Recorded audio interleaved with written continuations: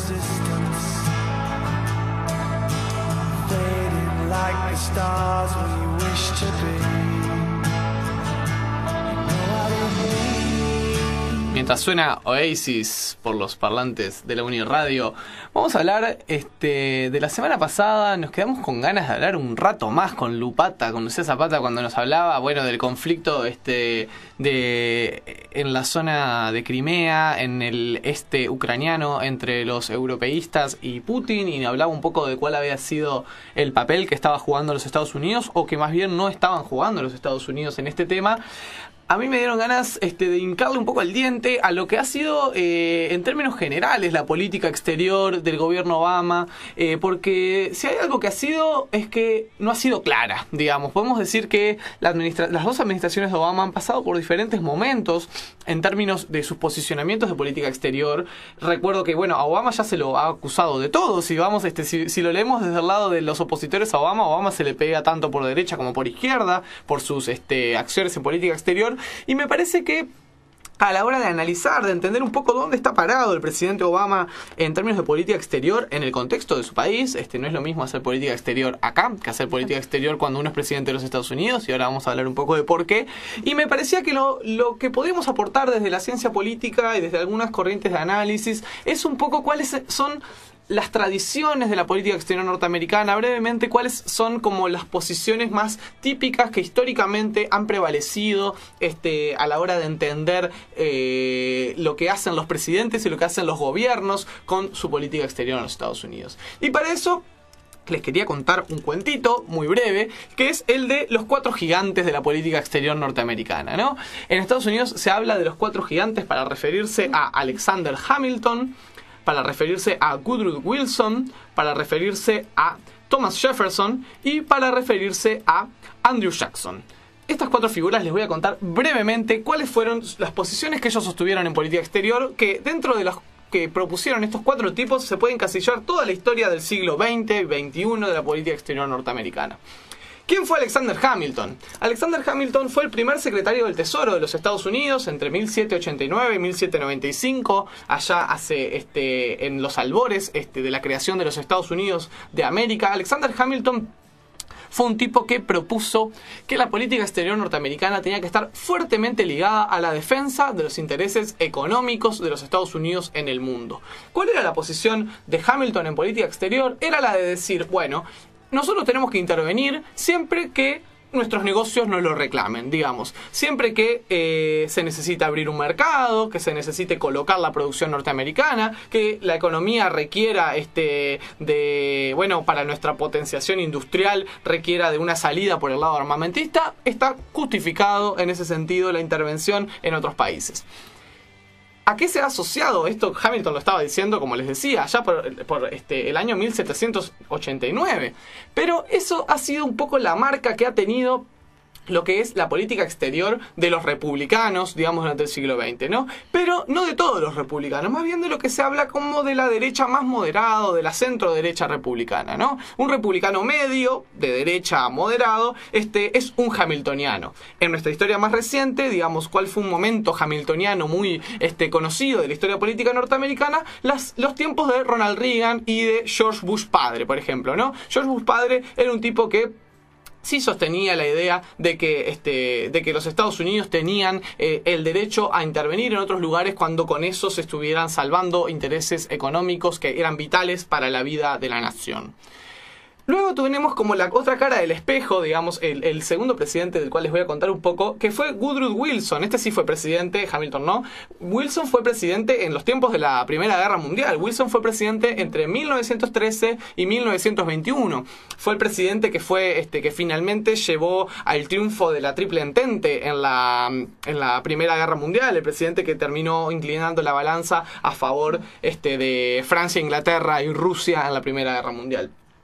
Wilson es conocido por ser el tipo que le marcó la cancha en política exterior a toda la centroizquierda norteamericana, digamos, a los demócratas más moderados. ¿Por qué? Porque ¿qué era lo que sostenía Wilson en términos de política interior? Wilson hablaba del internacionalismo, digamos, de que los Estados Unidos tenían que, solo estaba justificado intervenir militarmente en otro país si con eso se estaban promoviendo valores de libertad, valores, promoción de la democracia, pero que en general no estaba justificada la intervención y que Estados Unidos tenía que hacerse fuerte en términos de instituciones. Wilson fue el tipo que promovió lo que fue la Sociedad de Naciones, que es el antecedente de la ONU. Claro. La Sociedad de Naciones se crea al final de la Primera Guerra Mundial.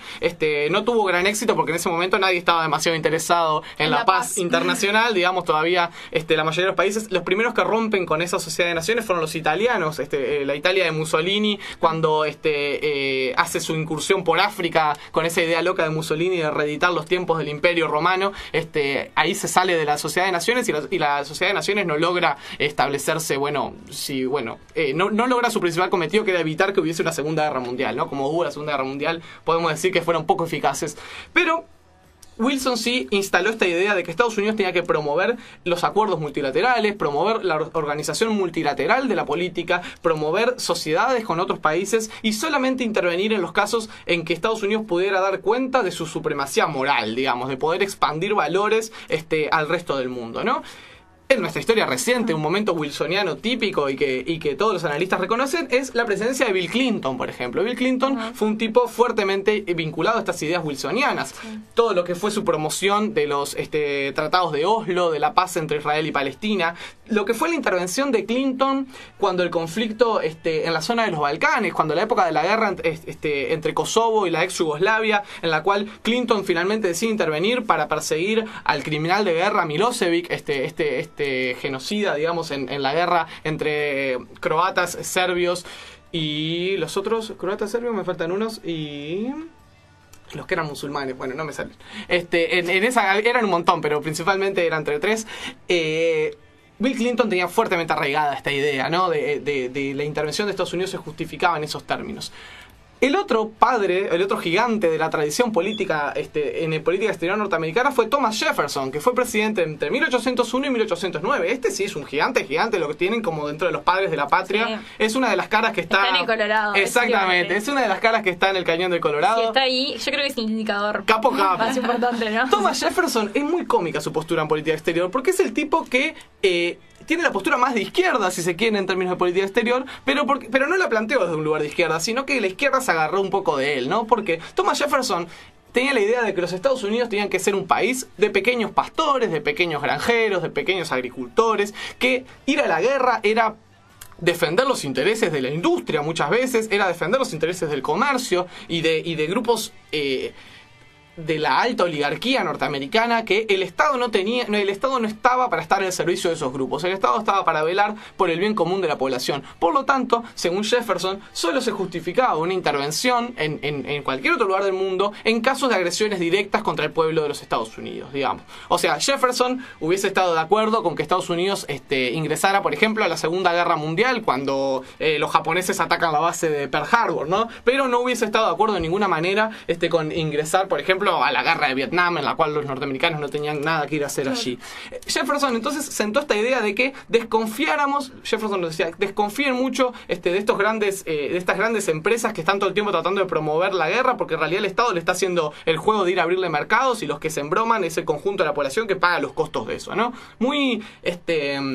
Muy pragmática la postura de Jefferson, pero que en definitiva lo que Jefferson proponía termina siendo lo que los demócratas más a la izquierda terminan tomando como idea de la tradición política en política exterior, lo que ellos después llaman el offshore balance, o sea que Estados Unidos solo tenía que hacer un control de balance en sus fronteras, balance hacia afuera, tener las flotas ahí, ir viendo que nadie sacara mucho la cabeza, que ninguna potencia despegara mucho en lo militar, pero sin intervenir directamente.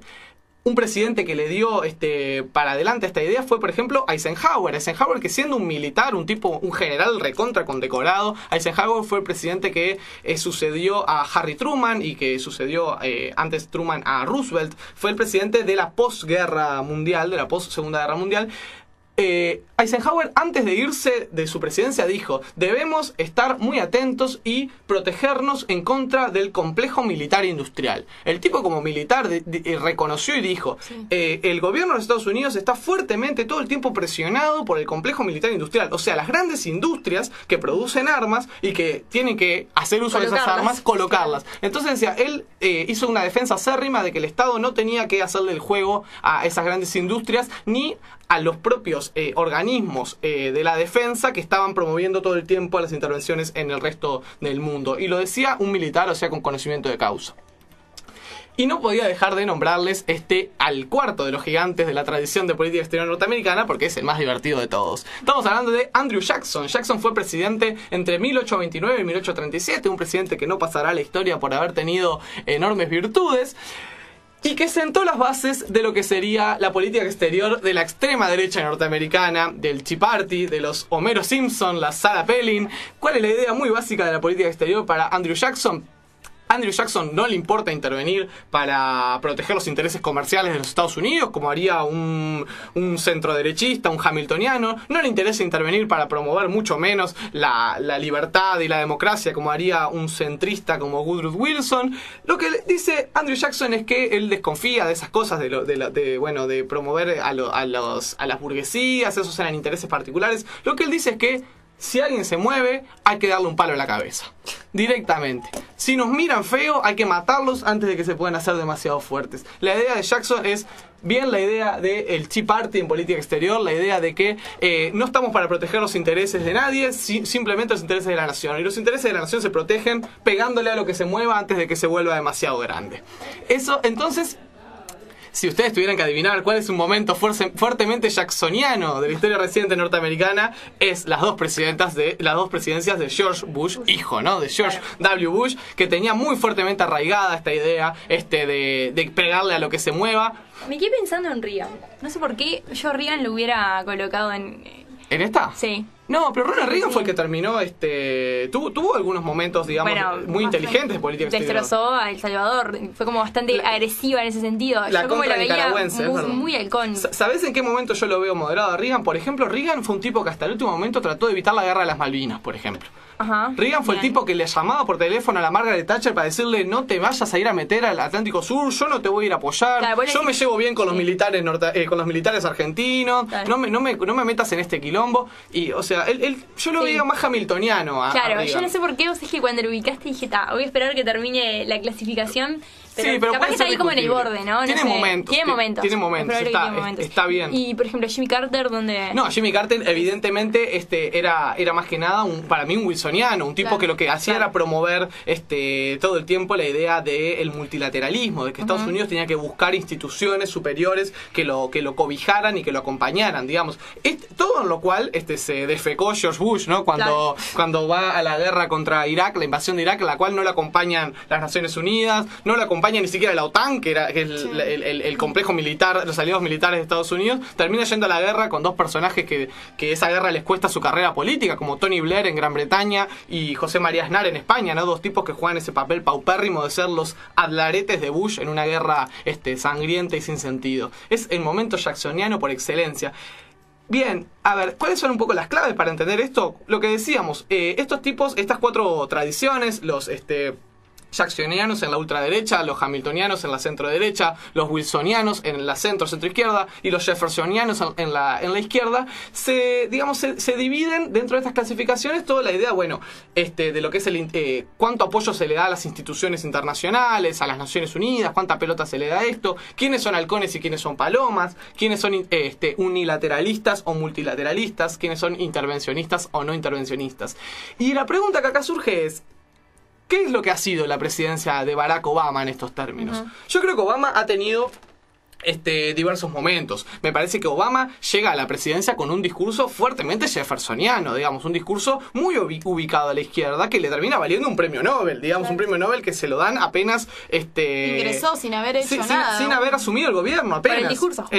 Con su discurso de asunción, con la idea de cerrar la base de Guantánamo, la idea de salir de Irak, la idea de progresivamente salir de Afganistán, y de no volver a promover un conflicto internacional, ¿no? Barack Obama arrancó en esa línea. Pero ¿qué le pasó a Obama a mitad de su mandato? Le pasó lo que le pasa a cualquier presidente norteamericano, que es que tiene que correr por la reelección. Digamos, en Estados Unidos todos los presidentes van por la reelección y son unos fracasados los que no la logran. Son muy pocos los tipos en la historia que no logran su reelección, entre ellos el inefable Jimmy Carter, al que siempre los republicanos apelan para nombrar a un político fracasado. Jimmy Carter, que por estos lados es muy querido, porque fue un tipo que... Simpaticón, ¿no? No, aparte un tipo que ayudó en cierta forma a la transición democrática, claro, quitándole el apoyo a las dictaduras latinoamericanas. Claro, quitándole el apoyo a las dictaduras latinoamericanas, pero y acá en Estados Unidos, la otra siempre recordamos esa vergonzosa anécdota del pez, ¿no? Del pez, Jimmy Carter cuando fue... No, del conejo era. Un conejo del agua, que cuando fue a pescar, un conejo del agua le agarró la carnada y lo volteó del bote, y los norteamericanos dijeron, no puede volver a ser presidente. Fue determinante para perder la elección. Claro, un tipo que pierde una pelea contra un conejo, dijeron. Claro.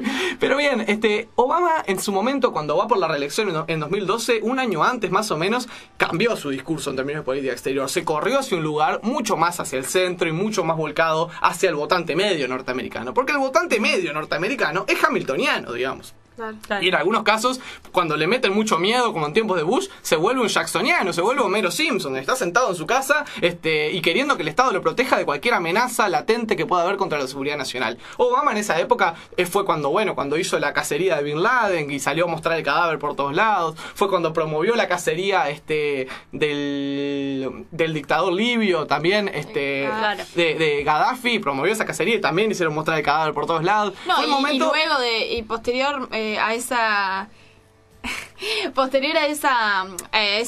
cacerías que realizaba Obama, los niveles de apoyo de parte de los estadounidenses, claro, subía brutalmente, y de hecho fue el tema del asesinato de Bin Laden fue un caballito en la campaña de Obama para la segunda presidencia. Por supuesto, y me parece que Obama lo que le pasó fue que después, cuando gana la elección, puede volver a posicionarse en el lugar que le queda un poco más cómodo, ¿no? En esta segunda presidencia, Obama lo que quería era poder sacar las 2 o 3 cuestiones importantes que él quería, el legado que él quería dejar como presidente de los Estados Unidos. Su Obamacare, su reforma de la salud, regularizar el tema de la inmigración, poder meterse en esos temas, tratar de empezar a promover el cierre de la base de Guantánamo de alguna manera. Recordemos que Obama la tiene recontra difícil para eso, porque él no tiene mayoría en las cámaras, digamos. Obama tiene una Cámara de Representantes que le es hostil, una Cámara de Representantes controlada por los republicanos, y más que nada controlada por el Tea Party, que es muy fuerte en la Cámara de Representantes, que lo empujan a la derecha todo el tiempo. Entonces cuando uno dice, bueno, Obama el año pasado no se metió casi en el conflicto en Siria, la dejó pasar y no intervino en la guerra civil cuando el gobierno de Bashar al-Assad, apoyado por Putin, estaba bombardeando con armas químicas a su población. Ahora poco más deja que Putin se coma un pedazo de Ucrania y tampoco hace nada, avance sobre Europa. Europa está con los pelos de punta porque Europa lo tienen al lado a Putin, digamos, no es lo mismo, ¿no?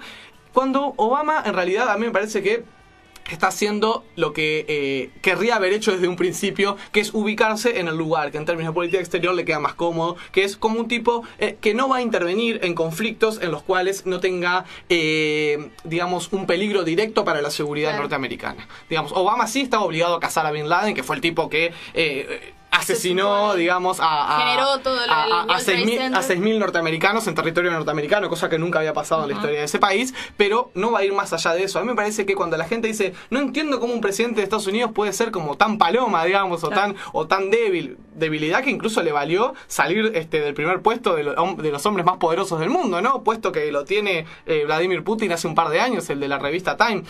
Pero a mí me parece que en términos de coherencia, creo que Obama está volviendo a sus orígenes y está haciendo lo más razonable, que es enfocarse a la política interior, enfocarse a las 2 o 3 reformas clave que tiene para poder pasar a la posteridad como presidente de los Estados Unidos. Así que bien, eso era un poco lo que le queríamos hablar de política exterior norteamericana, y nos vamos a ir a la tanda. Tenemos la columna de Pato, que ya está acá afuera esperando, tocando la puertita, esperando entrar. Ya venimos.